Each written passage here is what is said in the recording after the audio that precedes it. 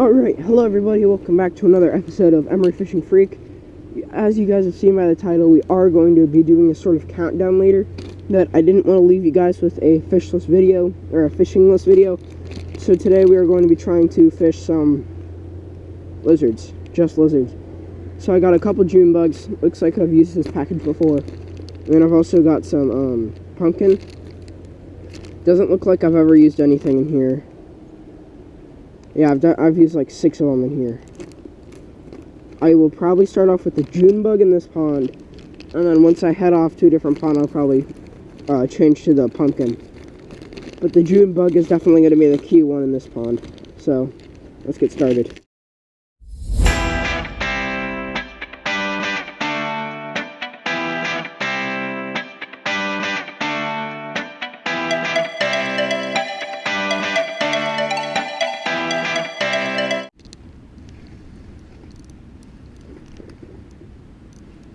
We are hooked up.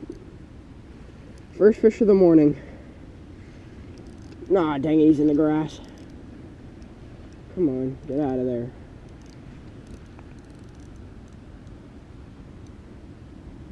Oh, dang it, I'm about to pull up a bunch of grass with him. No, I'm not.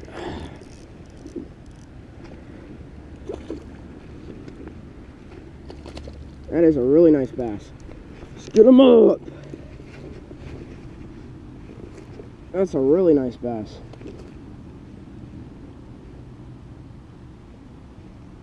That is probably just above average for this pond.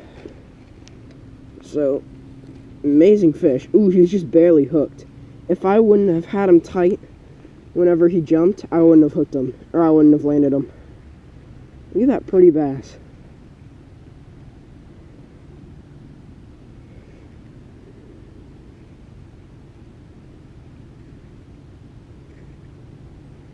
Amazing. Alright, there's not really a good spot to release him here.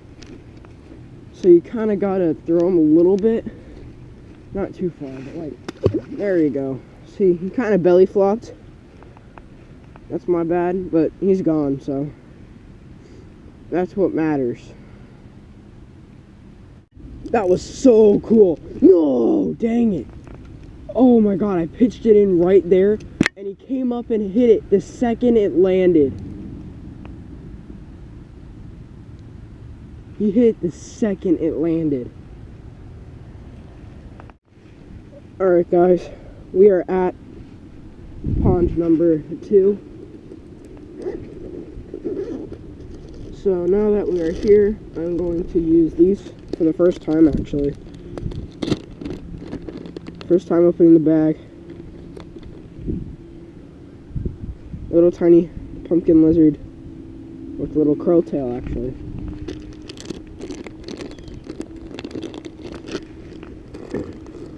I'll clean up those other soft plastics in there later. I always do.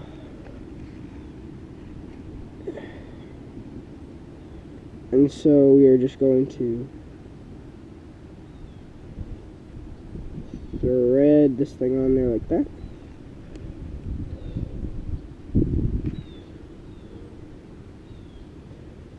And then go, there's not any weeds in here, so I don't have to worry about that, unlike the last pond.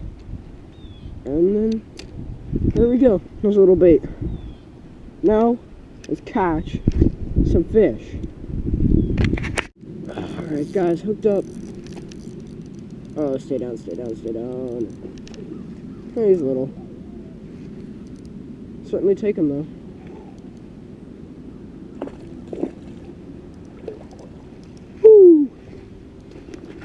There we go. I guess he's not too... Yeah, he's really small. This guy's really energetic, I can tell. I don't want him to hook me. See?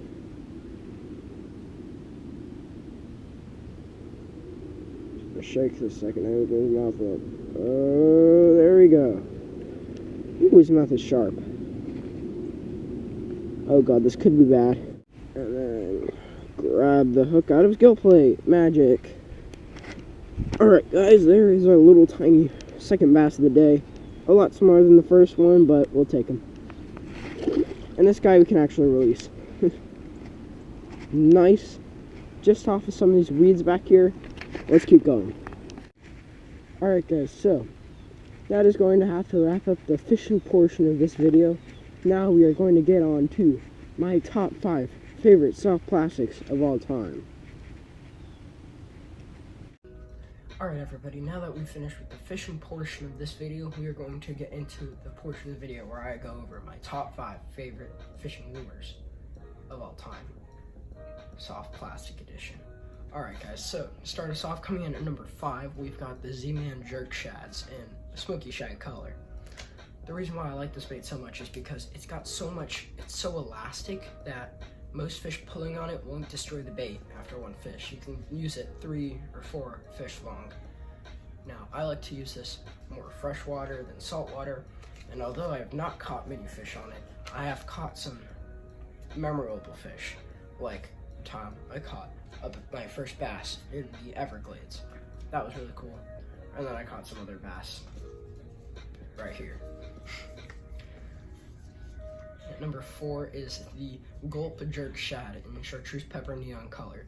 Now, one of our friends recommended this bait to us, and since we started using it, it's just been amazing to us. We have caught multiple trout, Spanish mackerel, redfish, and many other fish.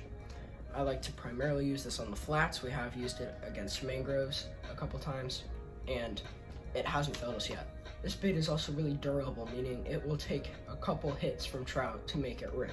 And once it's ripped, the scent that it sits in the Gulp packaging or boxes that you can get it in, make it so that even a little inch piece of it, a trout will still attack, a Spanish mackerel will still attack. That flash and that scent really key in flats fish. Coming in 3rd place is the DOA Shrimp. Very basic lure, but with pearl chartreuse tail coloring can produce lots of fish. So basically, we've caught trout on this, ladyfish on this, snook on this, and redfish on this. This bait has not let us down yet.